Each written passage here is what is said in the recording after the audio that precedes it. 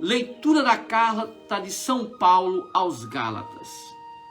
Irmãos, se sois conduzidos pelo Espírito, então não estais sob o jugo da lei.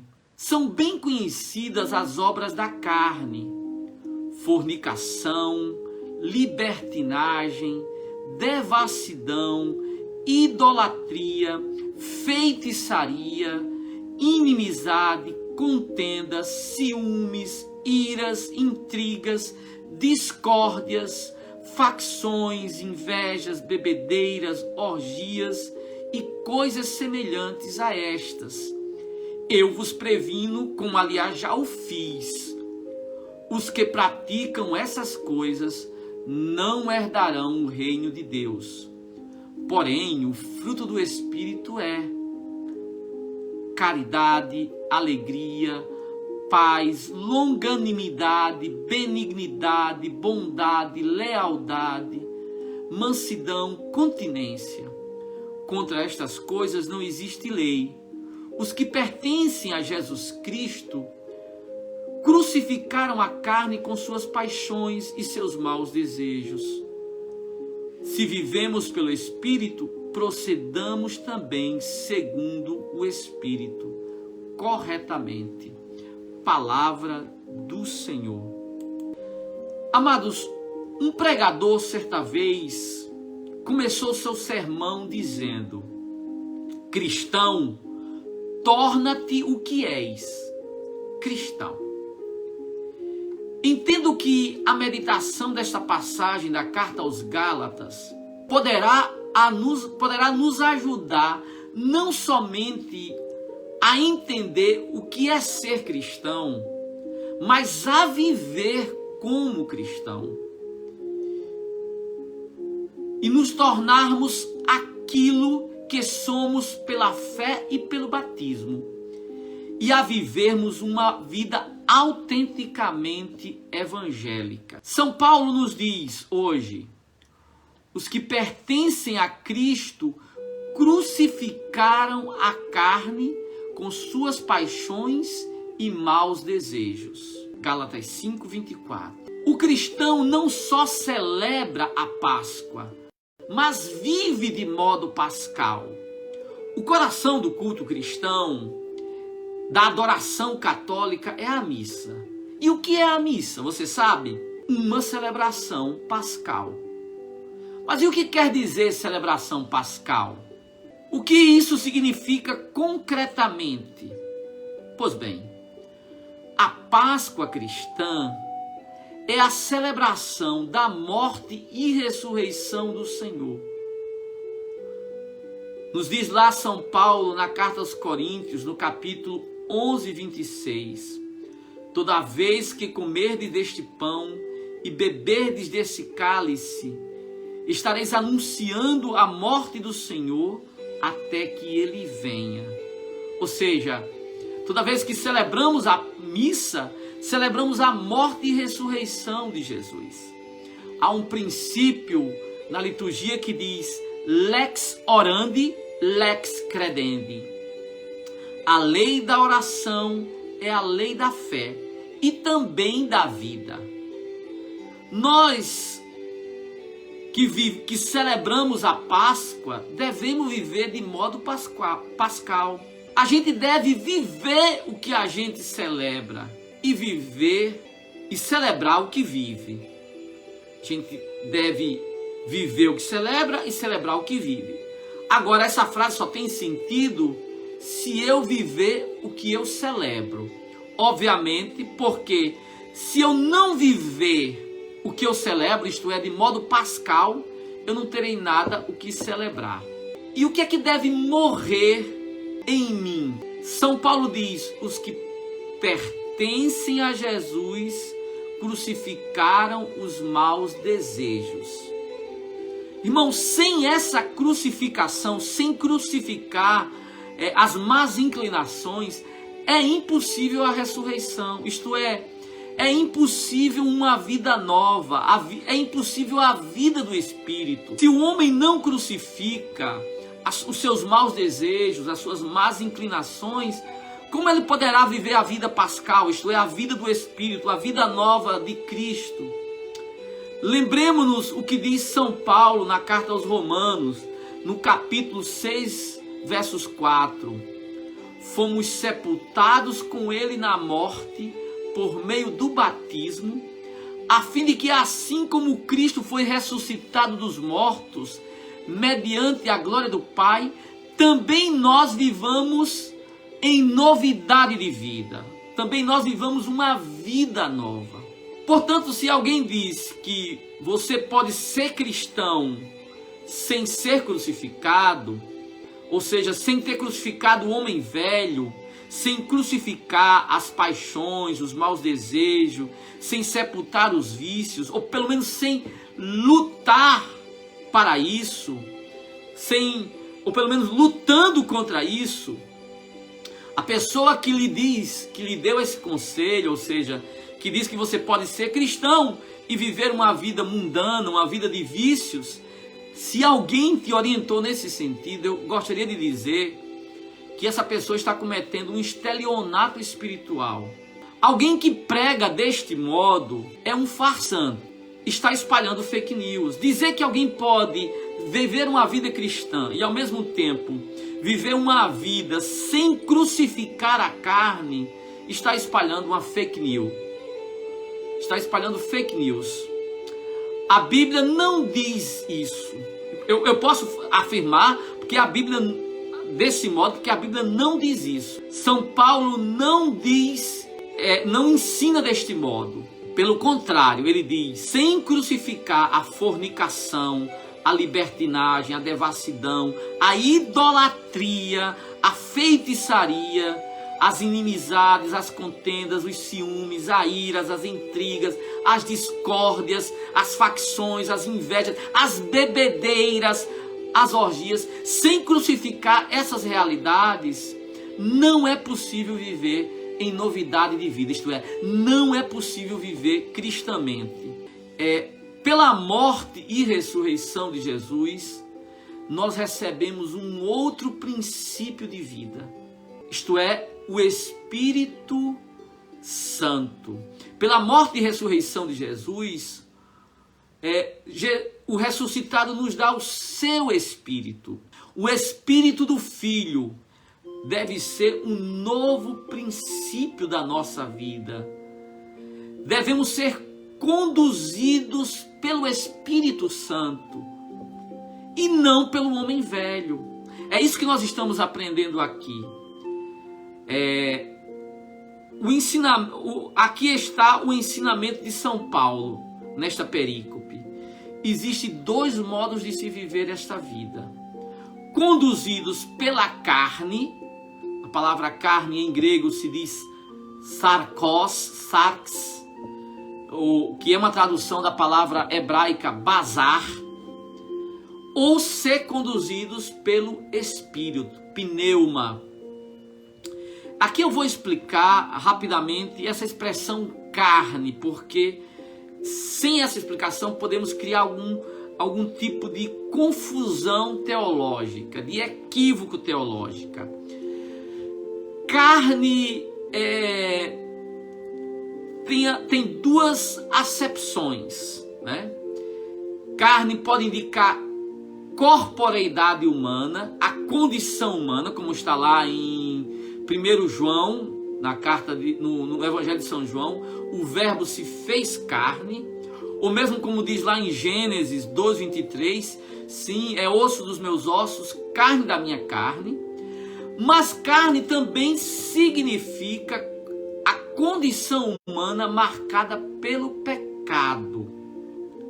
E é neste último sentido que São Paulo está falando aqui de frutos da carne. Não se trata aqui é esse esclarecimento ele é muito importante.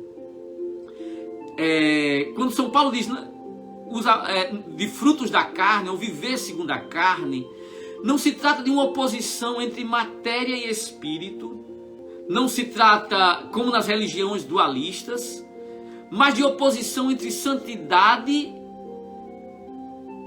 de vida e pecado.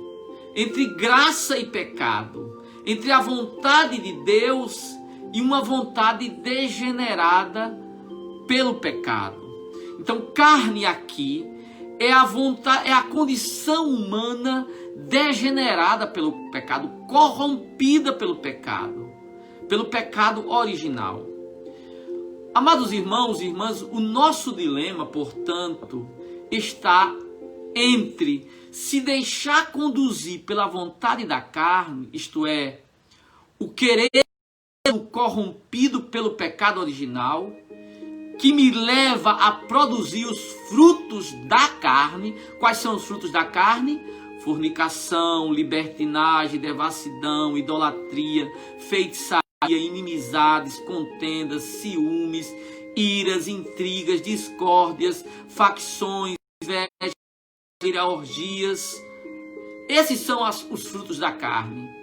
Então o meu dilema é: eu me deixo conduzir pela carne, que produzirá necessariamente esse tipo de fruto, ou me deixar conduzir pelo Espírito, que produzirá outro tipo de fruto? Ou seja, o meu dilema é ser conduzido pela carne ou pelo Espírito. Aquele Espírito que eu recebi no batismo, que foi confirmado na crisma, e cujos frutos serão caridade, alegria, paz, longanimidade, benignidade, bondade, lealdade, mansidão e continência.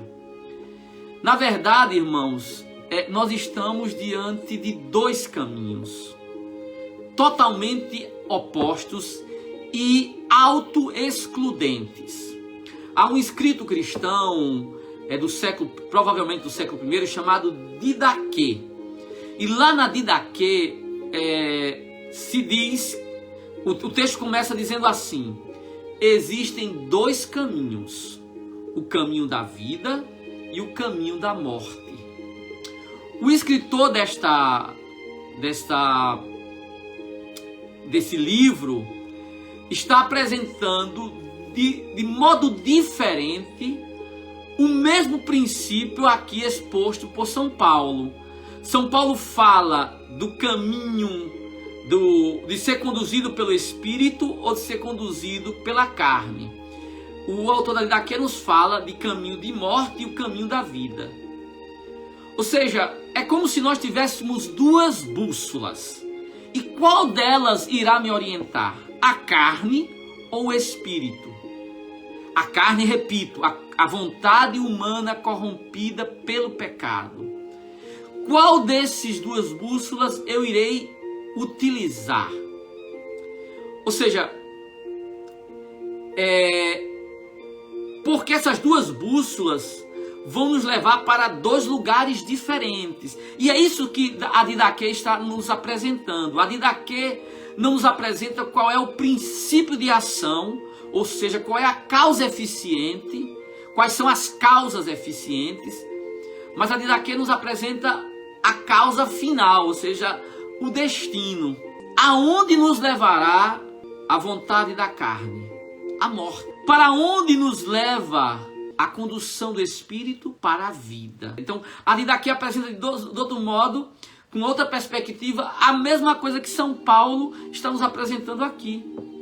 Existem dois caminhos, o caminho da carne e o caminho do Espírito. E nós temos que escolher qual deles irá nos conduzir. Vejamos o que disse São Paulo. Jesus Cristo, se nós somos de Jesus Cristo, melhor dizendo, se nós somos de Jesus Cristo, nós vamos crucificar a carne e os seus maus desejos.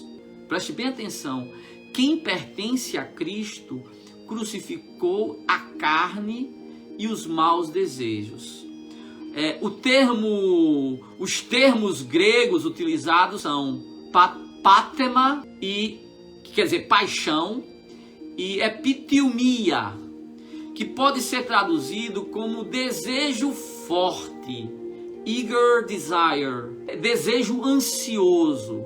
É importante aqui dizer isso, porque nós vivemos em um mundo onde as pessoas se ufanam de fazer o que tem vontade. As pessoas dizem, eu faço o que eu tenho vontade. O slogan de hoje é: não se reprima. Você tem vontade? Faça o que você tem vontade. Vivemos em um mundo onde todo desejo é entendido como um direito. Mas, irmãos, esse é o caminho do mundo. Esse é o caminho do mundo, não é o caminho dos cristãos. Porque nós sabemos que muitos desejos são desejos da carne, que nos conduzirão à morte.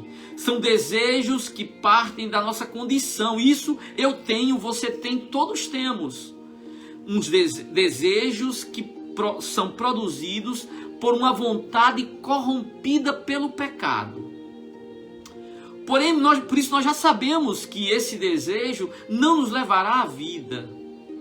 O problema maior, e eu repito, esse é o caminho do mundo. O problema maior é quando se entende que o caminho do mundo seja adequado para um cristão.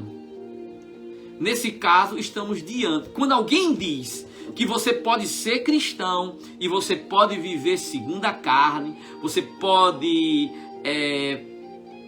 fazer todas as suas vontades, você não precisa crucificar as suas vontades corrompidas. Quando alguém ensinar isso, eu repito, você está diante de um estelionato espiritual, estelionato bíblico. Essa pessoa que ensina isso está enganando você. Ela não quer ir para a vida e está lhe ensinando o caminho da morte. Quem prega desse modo engana o povo de Deus. Quem prega que eu não preciso crucificar as minhas vontades corrompidas está enganando o povo de Deus. Ele pode se tornar popular, ele pode ter sucesso na mídia, ele pode fazer sucesso, mas uma coisa é certa: um pregador, ele não tem que estar comprometido em fazer sucesso, ele tem que estar comprometido em fazer discípulos. E os discípulos de Cristo devem viver a vida do Espírito. E para viver a vida do Espírito é preciso crucificar a vontade, a nossa vontade, porque eu tenho vontades corrompidas, você que me escuta, porque pecador a minha mãe me concebeu, né? Já diz a Escritura. Então quem prega desse modo, que você não precisa crucificar as suas vontades, está enganando você. Eu sei que não é fácil crucificar as próprias vontades, mas uma coisa é certa: se nós, pela graça de Cristo, crucificarmos as nossas vontades, a nossa vontade corrompida pelo pecado, que vai nos levar a todos esses frutos que nós já dissemos: ira, maldade, rivalidade, briga, confusão. Se eu faço tudo o que eu tenho vontade, irmãos, esses vão ser os frutos. Por isso, amados, se eu consigo crucificar, os frutos serão maravilhosos. Alegria, paz, longanimidade, bondade, vida em Cristo. Os frutos do Espírito são maravilhosos. A pergunta, irmãos, não é: isso é a minha vontade? Eu estou com vontade. Essa é a vontade de Deus? Essa é a pergunta. Devemos ser conduzidos pelo Espírito a fazer a vontade de Deus. Qual é o querer de Deus? O que é de acordo com a vontade de Deus? E aí o Espírito irá produzir frutos em nossa vida, em nossa caminhada. O Salmo de hoje, o Salmo 1, diz assim: feliz é todo aquele que não anda no conselho dos perversos, nem entra no caminho dos malvados, nem junto aos zombadores vai sentar-se, mas encontra seu prazer na lei de Deus e a medita dia e noite sem cessar. Se alguém te aconselha a seguir a vontade da carne, sabe, irmão, esse é um conselho de perverso. Esse é o caminho dos malvados. Essa é a roda dos zombadores. Por isso eu queria terminar essa meditação lhe exortando: vivamos como cristãos. O nosso caminho é outro. Cristão, torna-te o que és, cristão. Deixa-te conduzir pelo Espírito e não pela carne degradada, pelo pecado original. Louvado seja nosso Senhor Jesus Cristo.